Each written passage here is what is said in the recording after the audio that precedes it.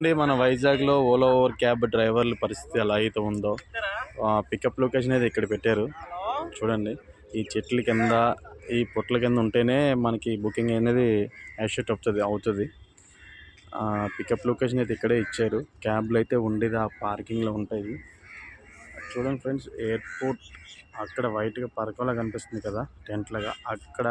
అక్కడికి వస్తారు కస్టమర్లు. అక్కడ నుంచి ఇక్కడ వరకు వస్తారు ఫ్రెండ్స్. చూడండి, ఇక్కడ ఉంటేనే మాత్రమే బుకింగ్స్ అయితే అనేది మాకు పికప్ తీసుకుంటుంది ఫ్రెండ్స్. ఆల్రెడీ మళ్ళీ పార్కింగ్లో ఉంటే మాత్రం అసలు బుకింగ్ అనేది అవ్వదు. మీరు ఉదయం వచ్చిన సరే బుకింగ్ కూడా అవ్వదు ఫ్రెండ్స్.